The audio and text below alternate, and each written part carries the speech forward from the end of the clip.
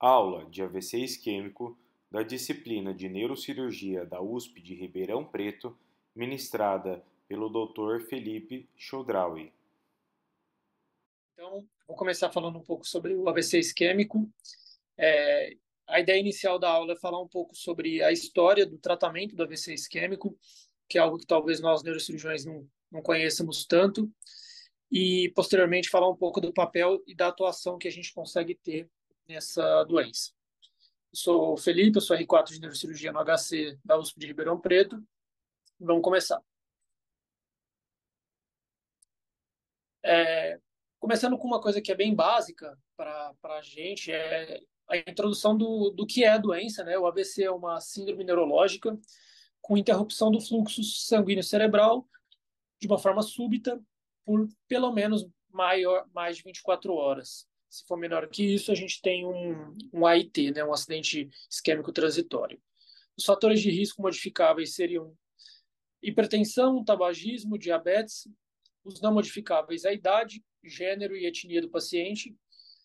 E alguns fatores associados ao sedentarismo e à obesidade. Cerca de 80% dos acidentes vasculares cerebrais são isquêmicos. As etiologias são aterosclerótica e cardioembólica, principalmente, mas também podem ser por dissecção, outras causas, como distúrbios de coagulação, como SAF, ou criptogênico, quando a gente não consegue encontrar exatamente o que aconteceu. É a maior causa de mortalidade e de alta dependência no Brasil e uma das maiores causas no mundo. Então, é uma doença que tem uma relevância clínica muito grande, um impacto social e financeiro também enorme no mundo todo. Falando um pouco sobre a avaliação inicial no quesito de imagens. Eu não vou me ater tanto na questão de exames, os exames necessários para trombólise, mas sim na parte de imagem. A TC sempre vai ser o exame inicial, e a ideia dela é excluir a presença de sangramento para poder permitir o tratamento definitivo.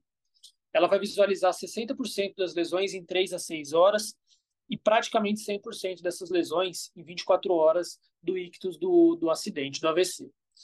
Alguns dos sinais iniciais são esses que estão citados aí, e eu vou mostrar agora as imagens com esses sinais, que é algo que é interessante a gente ter no nosso arsenal de conhecimento. Essa é uma TC com uma alteração discreta ao primeiro olhar, mas se a gente olhar com um pouquinho mais de atenção, a gente já vê que tem uma lesão hipoatenuante, com edema citotóxico e uma perda da diferenciação branco-cinzenta, que é um sinal precoce do AVC, que já pode ser visto nas TCs iniciais. Comparando com o outro lado, dá para ver claramente a diferença, né? Outro sinal precoce é uma hipodensidade do núcleo lentiforme com o borramento dos núcleos da base. Também é discreto, então a gente tem que estar bem atento para procurar isso aí, porque pode passar despercebido. Outro sinal similar ao anterior é uma hipodensidade e um edema de ínsula. Na TC da direita está um pouquinho mais claro, né, essa alteração, mas na da esquerda também. É discreto e tem que ser procurado ativamente. Outro sinal que é importante é o sinal da artéria hiperdensa. Tá bem bonito aqui nessa imagem. A gente vê que tem um sinal de artéria hiperdensa na cerebral média à esquerda, e na reconstrução da angiotomografia dá para ver claramente a interrupção de fluxo nessa artéria. Então, agora que a gente sabe que existe uma alteração, existe uma possível isquemia, a gente tem que partir para um exame para poder localizar o ponto de obstrução. E esse exame vai ser a angiotomografia, que é super importante no protocolo do AVC. A ideia dela é que com a injeção de contraste a gente consiga visualizar os vasos intracranianos e saber exatamente onde está a interrupção de fluxo. A gente consegue avaliar o perfil de colaterais do paciente para poder programar o tratamento definitivo. Aqui a gente vê uma tomografia sem contraste ainda e, novamente, poucas alterações, é bem discreta, mas a gente sabe que não tem sangramento, é o principal desse exame. E, seguindo com a angiotomografia, a gente vai conseguir ver que, na verdade, tem uma obstrução bem importante da cerebral média à direita, e aí a gente sabe o ponto de obstrução e consegue programar o tipo de tratamento que vai ser oferecido para esse paciente. Outro exame, que seria já um exame de neuroimagem um pouco mais avançada, é a gente usar a CT perfusão. A ideia desse exame é avaliar o tempo de passagem do contraste pela vasculatura regional. Essa avaliação permite que a gente diferencie o core isquêmico, que é a área que já está morta, já está isquemiada e é irreversível, da área de penumbra, que é uma área que está sob risco, então uma área que está em sofrimento, mas que ainda pode ser recuperada se a gente instituir o tratamento rápido. Essa diferença pode ser avaliada por um software que permite que a gente veja o mismatch, ou seja, a diferença entre a área de penumbra e a área de core, e o tratamento é muito influenciado por essa diferença. Aqui a gente vê a imagem que mostra tanto a perfusão, quanto mostrando tanto a área de sofrimento isquêmico quanto a área do core. Uma outra modalidade que a ideia é justamente ver isso também é a ressonância. Em alguns locais, o protocolo inicial pode ser feito com a ressonância, porque nesse exame a gente já consegue ver alterações bem no começo do quadro. Então, muito pouco tempo depois do ictus, a gente já vai ver na ressonância uma restrição à difusão no DWI. Essa restrição é o primeiro sinal que vai aparecer no AVC isquêmico da ressonância, permite a gente localizar a área de isquemia que está se formando, e com o estudo de difusão e perfusão, a gente consegue também fazer essa diferenciação entre o core isquêmico e a área de penumbra, definindo o mismatch, né? Aqui está um exemplo legal mostrando a evolução na ressonância magnética do AVC ao longo do tempo. Então, dá para ver bem claramente que na fase aguda a alteração principal é do DWI.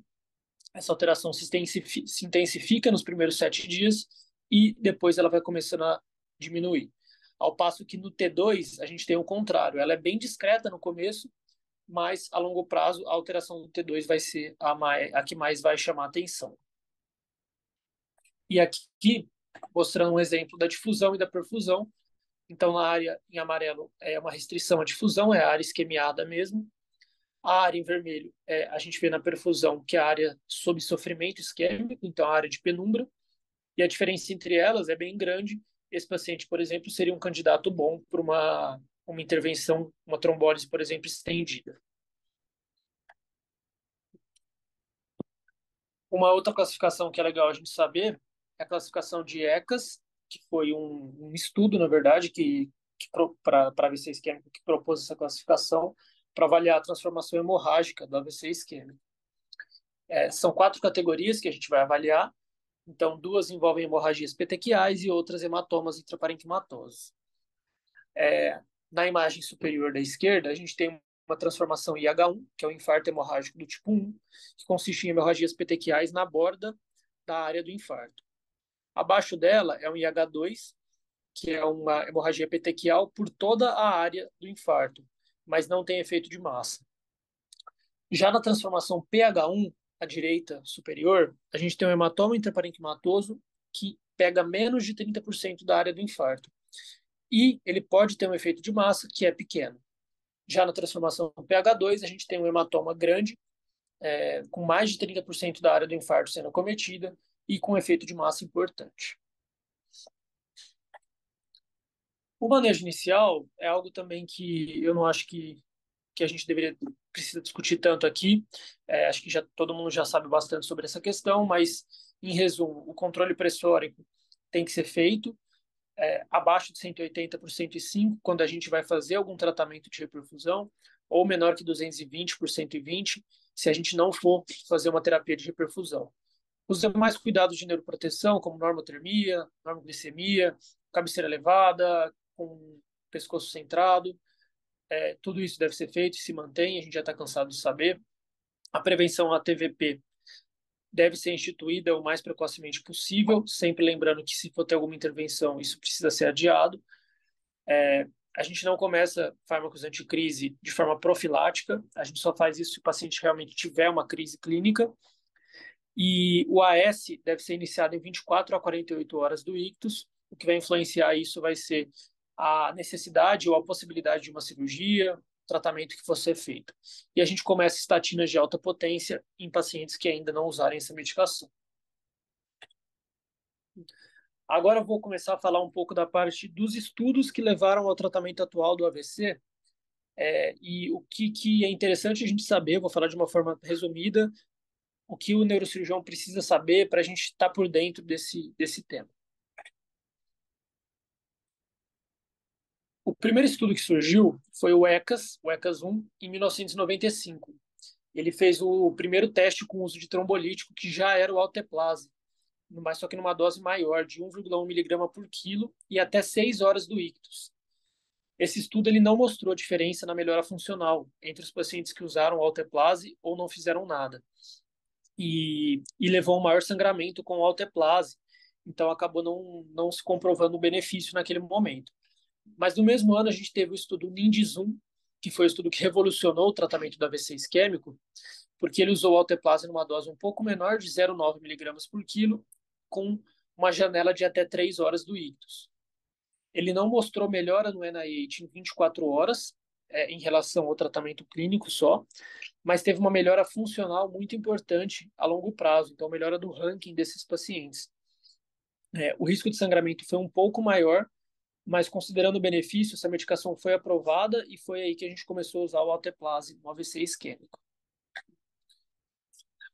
O ECAS-2 foi um estudo que saiu em 1998, que usou a dose que já tinha sido proposta no NINDIS de 0,9 miligramas por quilo, com um máximo de 90 miligramas de dose, só que ele fez isso até 6 horas, tentou estender um pouco a janela.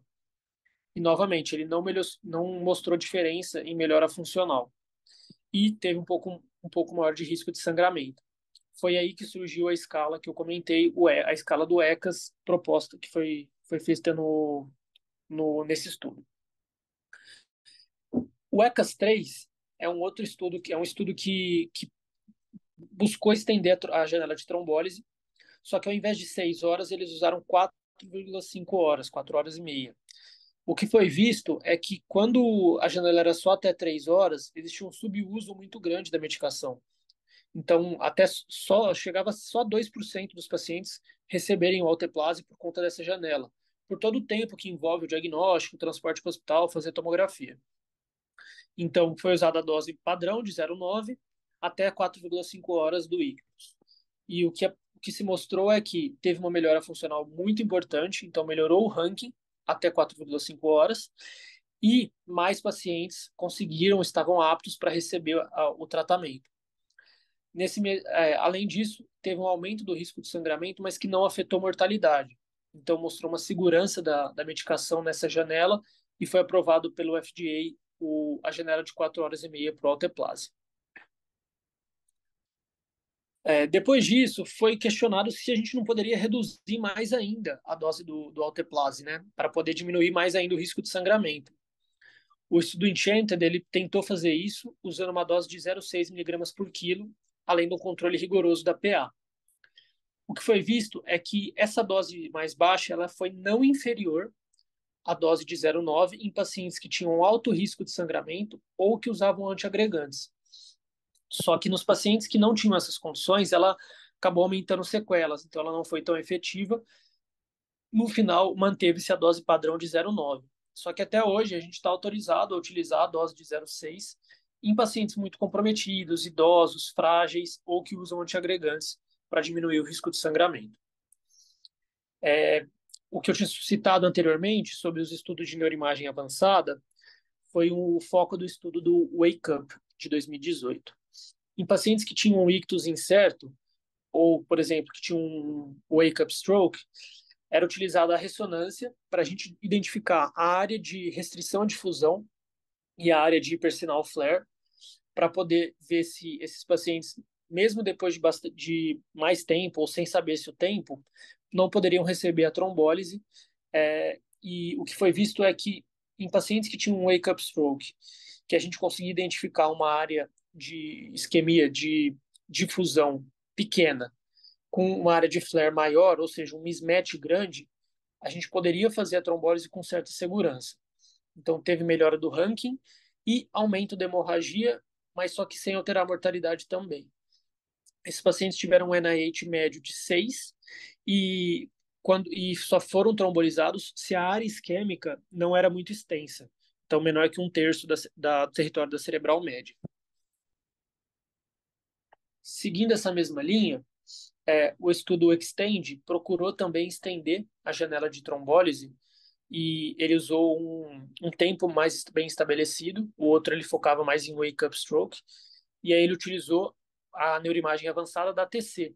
Então ele utilizou a perfusão na tomografia com o software Rapid, que calcula o mismatch da área de core isquêmico com a área de penumbra. Foi-se usada a dose de alteplase de 0,9 por quilo entre 4 horas e meia e 9 horas do ictus ou em wake-up stroke. Esse estudo ele foi favorável à trombólise estendida e aumentou a hemorragia, mas não demonstrou diferença estatística.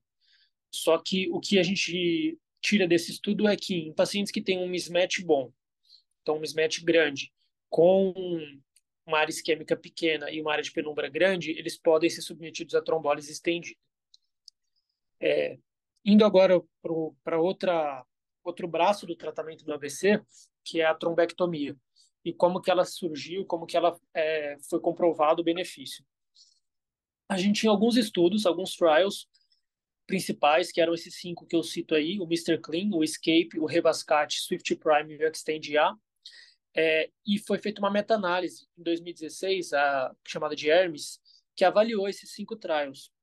Então, foi-se feito o diagnóstico de AVC em até 6 horas do ictus para pacientes com NIH maior ou igual a 6, com aspects maior ou igual a 6 e com menos de 1/3 do território da artéria cerebral média cometido, que tinham oclusão de carótida distal, M1, M2, ou A1 ou A2.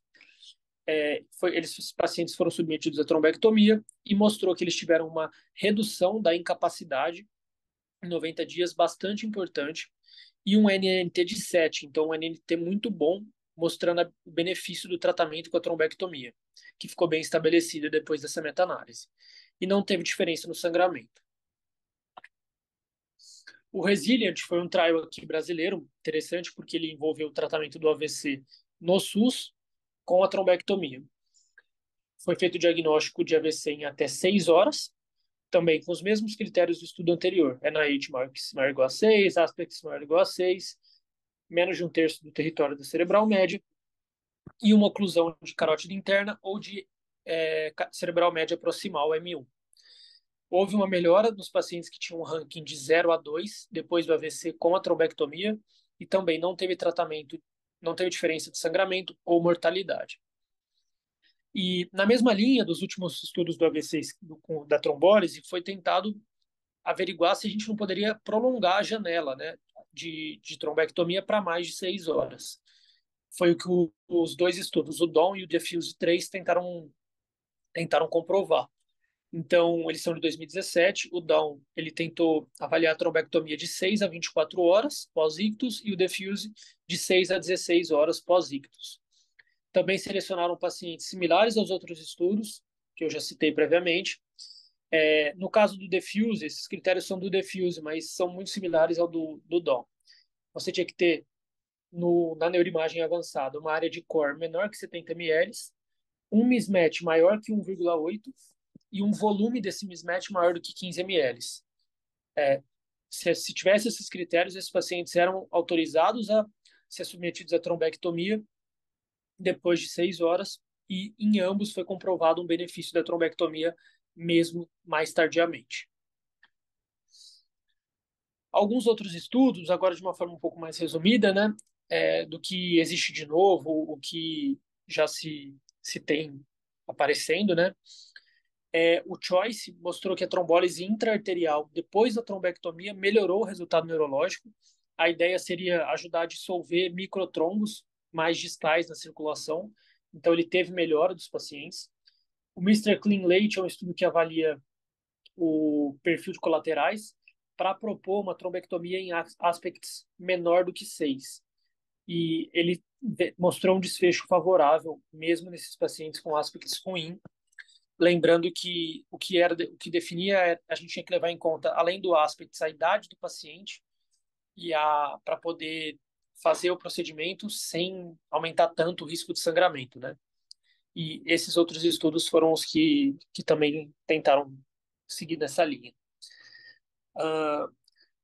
Tem, inclusive, um estudo interessante que ele fez um teste de só se realizar a trombectomia, sem usar a trombólise. E o resultado dele foi favorável também, vem mostrando que é possível, talvez, no futuro, que a gente só faça trombectomia e sem a trombólise intravenosa. É uma possibilidade que talvez possa aparecer aí.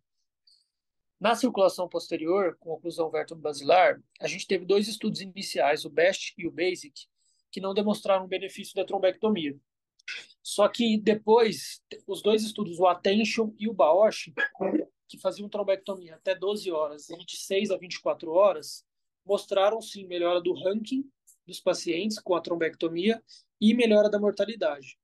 Que essa condição era catastrófica, né? A mortalidade de um AVC de circulação posterior beirava 80% sem tratamento. Então, ofereceu um outro arsenal para a gente conseguir utilizar. Agora, dado esse primeiro panorama inicial, né, sobre o AVC, falar um pouco do que o neurocirurgião consegue atuar, como a gente consegue ajudar nesse tratamento. E a nossa área de atuação vai ser nos casos de infarto cerebral maligno, que é quando a gente tem um AVC isquêmico com envolvimento parcial ou total do território da cerebral média, mais envolvimento, pelo menos parcial, dos núcleos da base, com ou sem o envolvimento de territórios arteriais adjacentes, como da cerebral anterior ou da cerebral posterior. Isso aí vai acontecer quando a gente tiver uma oclusão da artéria carótida ou de algum ramo proximal da cerebral média. Eles representam cerca de 10% dos AVCs isquêmicos e, evidentemente, tem uma mortalidade muito elevada pela gravidade dessa doença.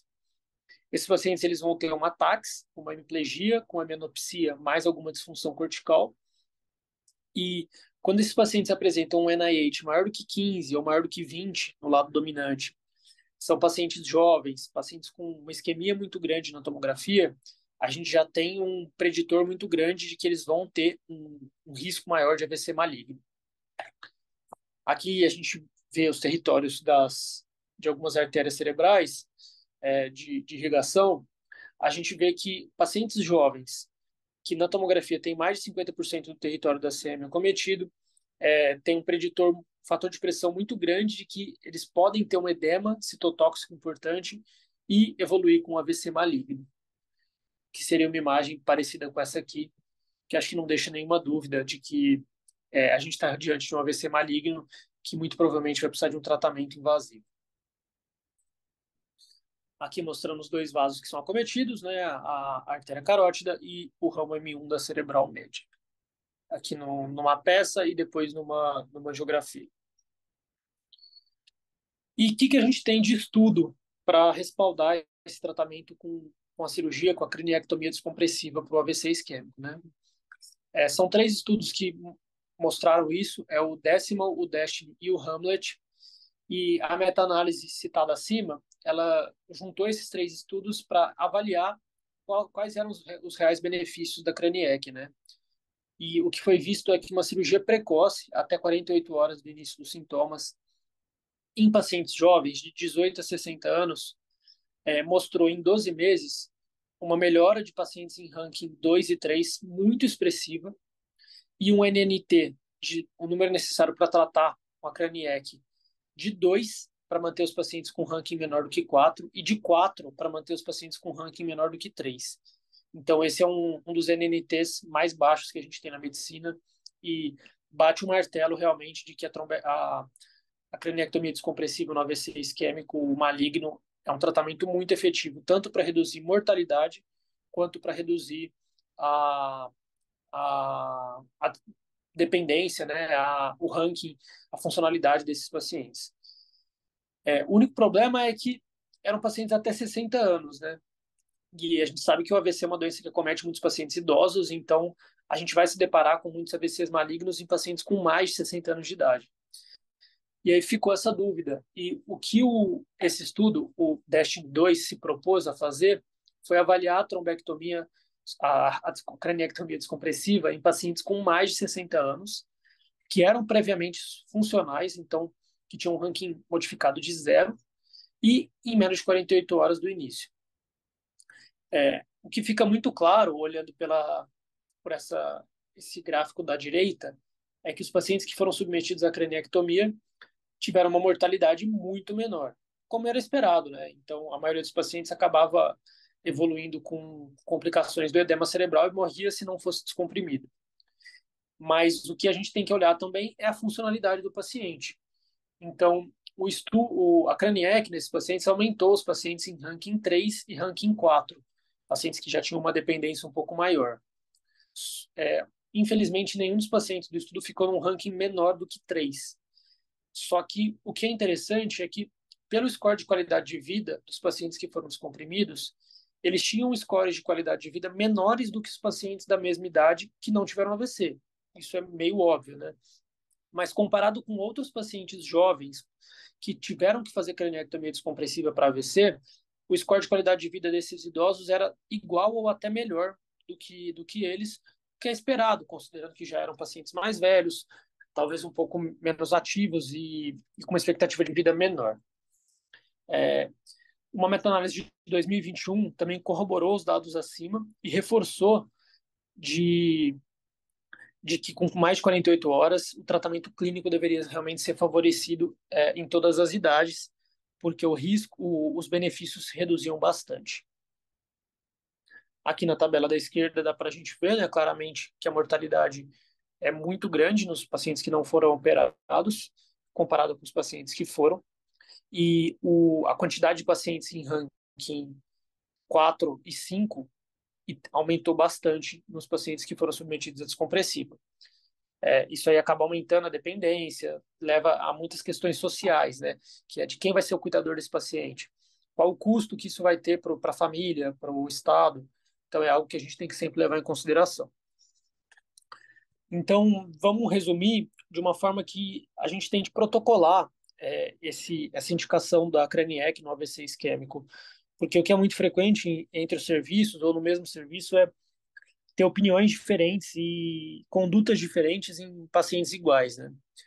Mas se a gente olhar por esse fluxograma, se o paciente tiver um Glasgow menor do que 14, um NIH maior ou igual a 15 no lado não dominante, ou maior ou igual a 20 no lado dominante, com um infarto pegando mais de 50% do território do cerebral médio na tomografia, se ele tiver menor ou igual a 60 anos e um tempo de início de sintomas menor do que 48 horas, e também uma expectativa de vida razoável, o que seria razoável? Cerca de 3 anos, mais de 3 anos, levando em conta comorbidades prévias. Então, às vezes é um paciente jovem, mas que tem um paciente oncológico. Pode ser um paciente que não tenha benefício na cirurgia. Mas se todas essas características, todos esses critérios estiverem incluídos, a cranectomia descompressiva feita na urgência é bem indicada e deve ser indicada. O porquê de ser na urgência, isso é importante, é porque a gente sabe, quem opera tem essa noção de que a gente opera muito melhor em horários melhores, né? Então, começar uma cirurgia às 7 horas da manhã é muito melhor e você está muito melhor, a equipe do centro cirúrgico está muito melhor, mais preparada do que se a gente fizer essa cirurgia na madrugada. Só que, claro, se o paciente tiver com anisocoria ou um desvio de linha média maior do que 10 milímetros, a gente tem que considerar fazer a cirurgia na emergência e de imediato. Agora, caso a gente tenha um paciente com todos os critérios acima, só que ele tiver uma idade entre 61 e 75 anos, a gente vai avaliar caso a caso, conversar com a família, explicar sobre o alto risco de dependência, o alto risco de ser um paciente que fique muito crônico e oferecer a cirurgia realmente. Essa discussão vai ter que ser feita em conjunto entre as equipes da neurocirurgia, intensivismo, neurologia, junto com a família.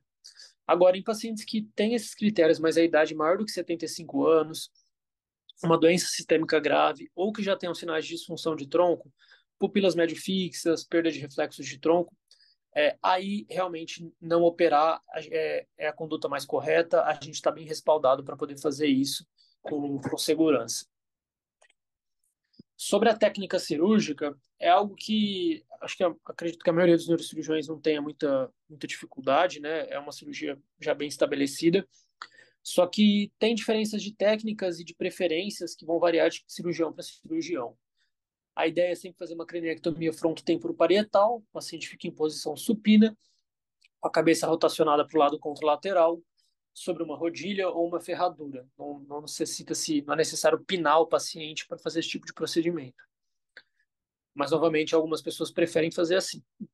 As incisões, a incisão clássica seria fazer um question mark que é o chamado de trauma flap, né? Mas também se pode fazer um T de camping ou um question coreano, que a gente chama, né? Mas que na verdade seria fazer um question que termina não na frente da orelha, mas sim atrás. Aí, o problema do question mark é a questão da vascularização do flap, que pode ter problemas. Você pode ter necrose de flap se você não tiver uma vascularização adequada. O TEDCamp ele busca resolver esse problema com a ideia de preservar a vascularização, fazer incisões retas e sempre lembrando que na hora da dissecção é importante preservar, principalmente aqui próximo, em frente à orelha, a artéria temporal superficial. A craniostomia ela tem que ser feita com um diâmetro importante de pelo menos 12 centímetros no sentido antero-posterior. Lembrando que no sentido crânio-caudal ela vai ser limitada embaixo pelo assoalho da fossa média e em cima pelo seio sagital superior. Mas no diâmetro anterior-posterior é muito importante a gente tentar ganhar o máximo possível. A parte da exposição do assoalho da fossa média vai ser feita, na maioria das vezes, com goiva ou craniótomo, para a gente poder retirar aquela parte do osso de baixo e livrar, descomprimir o temporal, que é uma parte muito importante da cirurgia, e sempre dar uma distância razoável do seio sagital superior, para a gente não envolver os riscos que tem de se estar próximo do seio. A abertura dural pode ser feita de inúmeras maneiras, pode ser feita em C, pode ser feita em raias, e a ideia, depois de se abrir a dura, é fazer uma cobertura completa do parênquima, de preferência com enxerto autólogo de pericrânio. Mas tem gente que usa pericárdio bovino também, mas isso pode aumentar um pouquinho o risco de infecção. Um tema que é um pouco controverso é sobre a duroplastia. Então, se a gente faz ou não uma duroplastia de alargamento com uma sutura hermética. Alguns centros preconizam fazer isso com a ideia de que pode reduzir fístula ou coleções pós-opes ou distúrbios de circulação licórica. Os estudos que compararam essas duas técnicas mostraram que não teve diferença. E aqui no nosso serviço, a nossa tendência é de não fazer o fechamento da dura mater, mas garantir a cobertura de todo o parênquima com o pericrânio. E a taxa de complicações, de dificuldades que a gente tem com isso é baixa e na maioria das vezes são autolimitadas. Outra questão importante é sobre guardar ou não o osso no abdômen. Isso também varia bastante entre os serviços. A tendência é guardar o osso sempre que tiver perspectiva de uma cranoplastia precoce. Em alguns casos, descartar esse osso quando uma internação prolongada vai ser prevista ou se o paciente estiver muito instável. Idealmente, a gente poderia ter o banco de osso, né, para preservar esse osso depois de ser preparado congelado, só que não é a realidade da maioria dos lugares. O problema do osso no abdômen é que ele pode gerar dúvidas sobre infecção. Então, não é incomum pacientes estarem fazendo febre, não ter um foco muito bem definido e o intensivista achar que é o osso, né? E você faz uma tomo de abdômen, você pode ver coleção ao redor da calota, pode ver um pouquinho de ar embaixo da calota, porque ela é côncava, né? E, e aí a gente fica meio entre numa sinuca de bico, né? Sobre tirar ou não esse osso. E é muito comum a gente reabordar essa calota no abdômen e ver que, na verdade, não tinha infecção nenhuma. Você tinha um pouco de hematoma e o osso está em ótimo estado. E aí, perder o osso é muito ruim para o paciente, né? Porque as outras modalidades de cranoplastia, seja com malha, com metilmetacrilato, não são tão boas. Aqui a gente sempre coloca o osso na barriga, sem exceção. Então, a gente considera até bem ruim jogar fora a calota, mas tem serviços que preconizam sempre jogar fora a calota. Então, isso vai variar de lugar para lugar. Aqui é mostrando a redução da PIC depois da descompressão. Então, após a retirada do osso, a gente já tem uma diminuição muito grande da pressão intracraniana e a abertura da dura mater, ela já reduz um pouco mais essa pressão. Não é irrazoável a gente não abrir a dura mater em alguns casos específicos. Por exemplo, pacientes que a gente suspeita que tem uma pressão intracraniana muito elevada e que a abertura da dura vai gerar uma herniação maligna, por exemplo. Pode ser interessante só fazer raias na dura mater ou mesmo deixar ela intacta. Aqui, mostrando mais ou menos a incisão na pele e o tamanho da craniotomia que tem que ser realizada. Se a gente ver essa parte rachurada, mostra a região que a gente vai comer com a goiva, que é a região para expor o assoalho da fossa média. Aqui a gente consegue ver a importância do diâmetro anteroposterior da craniotomia, né? Então, a cada aumento de 1 centímetro, de meio centímetro, 1 centímetro nesse diâmetro, o aumento do volume que a gente ganha é exponencial. Então, a diferença de uma craniotomia de 12 centímetros para uma craniotomia de 11 centímetros é muito grande e por aí vai. E isso é muito relevante na descompressão efetiva do parênquima, para a gente aliviar o efeito de massa. Então, sempre legal a gente tentar ganhar bastante nesse sentido. E, como eu falei, o T de Kemp, que é a incisão que eu prefiro também, eu acho que ela é muito boa nesse sentido, porque a exposição do osso fica muito grande. E a gente consegue visualizar muito o osso e, portanto, fazer uma craniotomia muito grande. No question mark, eu sei que tem muita gente que prefere, mas eu acho que para você visualizar, principalmente posterior, ela não é tão boa. E quando você puxa muito a incisão para trás, você aumenta mais o risco de isquemia, né, desse flap. Então, é algo só para ter em mente aí. Continuando, as complicações, né, a gente vai ter risco de infecção, mas não é muito comum, mesmo de meningite pós-operatória, risco de hemorragias, então, durante a manipulação cirúrgica, o paciente pode ter crise epiléptica pós-operatória, meningite. Os distúrbios de circulação licórica não são incomuns, a gente costuma ver bastante groma, hidrocefalia não comunicante, algumas coleções, mas, assim, geralmente são condições bem autolimitadas, mesmo sem fechamento dural. Elas não exigem uma nova abordagem, um novo tratamento, e muitas delas, como por exemplo a hidrocefalia não comunicante, ou mesmo os distúrbios de circulação, eles se resolvem depois que a gente faz a cranoplastia do paciente. Então, é algo que a gente tem que saber que existe, tem que principalmente tranquilizar, né? Às vezes a pessoa, o intensivista, o neurologista que vem questionar sobre essas complicações.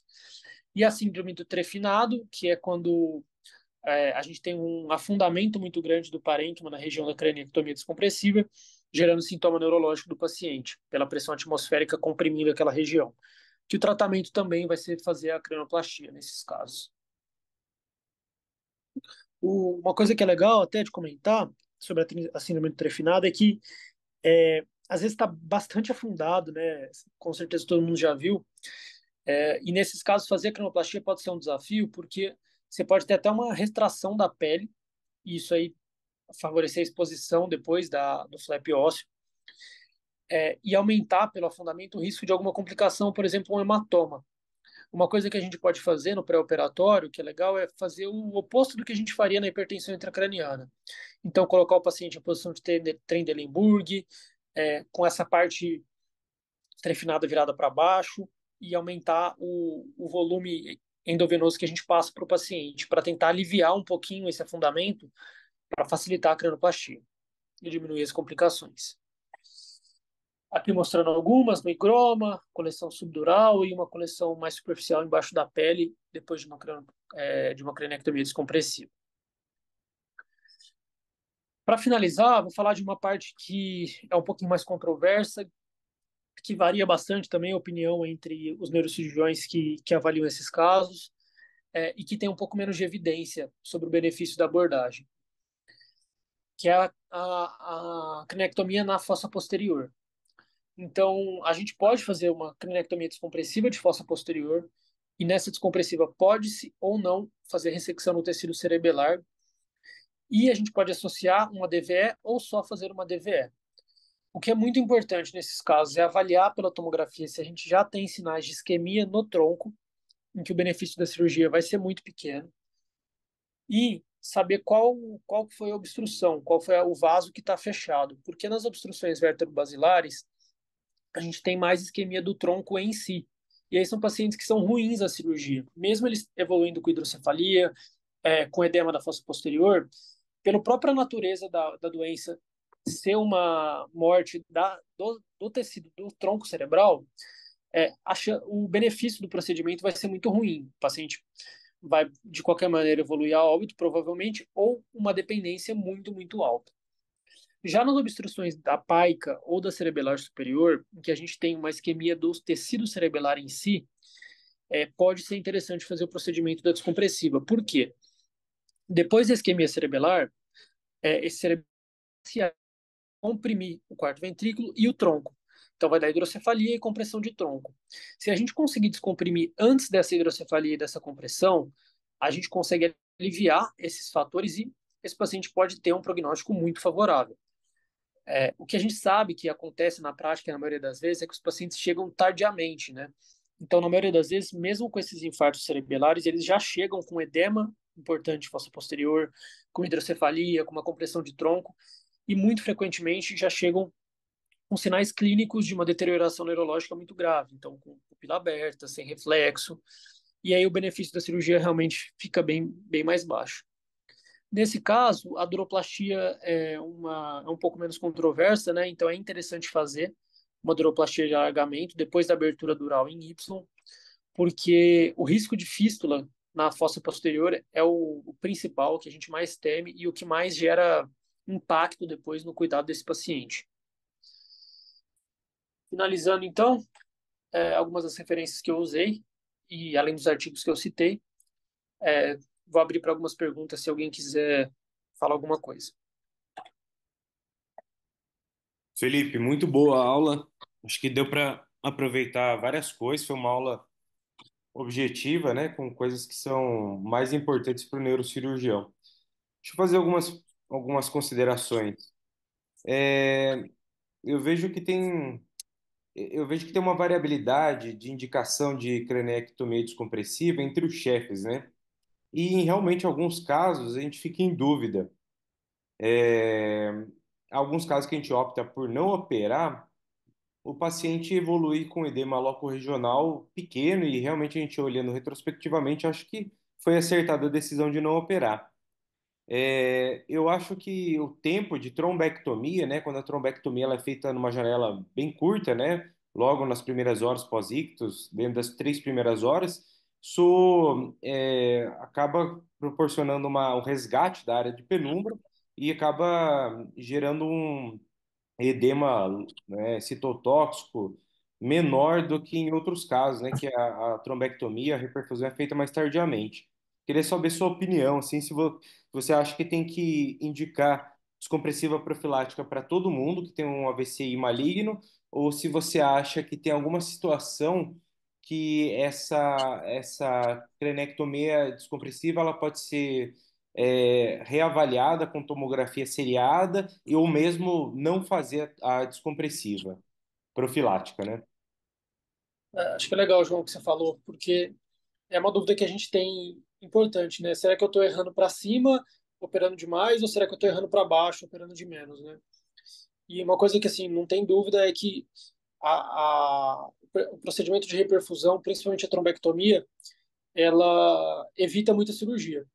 Então, você tem pacientes jovens que às vezes chegam rápido com um quadro de AVC que seria um AVC proximal, então um AVC maligno, um paciente que seria o candidato claro para aqueles critérios para fazer uma descompressiva. Só que se ele for submetido a uma trombectomia rápida, tiver uma reperfusão adequada, né, pelos critérios do TICE, e ele pode evitar uma craniotomia descompressiva como um todo, né? Então você consegue reperfundir a área de penumbra, evitar uma área isquêmica grande, um edema, e um paciente que se não tivesse sido reperfundido, que teria que ser operado, não precisar ser operado. Então uma coisa que eu acho que é legal a gente avaliar sempre é a questão da reperfusão, né? Se você fez uma trombectomia precoce num paciente que tem uma área de isquemia pequena definida, mas uma área de penumbra grande, e você conversa com o pessoal da neurologia, da intervenção, e eles falam que conseguiu perfundir bem, que restabeleceu todo o fluxo. Aí você fala, pô, esse paciente talvez eu não precise operar profilaticamente, eu posso esperar, posso observar ele. Agora, se for um paciente com essas mesmas características, que na trombectomia eles falam, olha, a gente tentou, mas não conseguiu reperfundir, a reperfusão não foi legal, aí talvez, considerando que provavelmente esse cara vai acabar evoluindo com isquemia na área de penumbra, a gente pode considerar a cirurgia mais precoce, sem dúvida. Eu acho que eu iria para esse racional, sabe? Perfeito. E uma outra coisa que você falou que eu achei bem interessante é sobre a descompressão da fossa média, né? A principal indicação, né, da descompressiva, né, o que é mais frequente na nossa prática, é infarto de carótida, né, ou infarto de Uhum. M1. Então, a gente vê que o lobo temporal ele fica muito afetado, né? Muito isquêmico e não faz sentido você não descomprimir aquela região. Exato. Tem algum limite anatômico que você usa como referência, né? Até o qual você vai descomprimir a fossa média, até o qual você vai comendo ali a parte escamosa do temporal com a goiva ou com o drill? É legal essa pergunta, porque é uma coisa que a gente, quando é mais novo na residência, né, a gente quer fazer aquela descompressiva gigante e às vezes você peca pelo excesso para o lugar errado, né?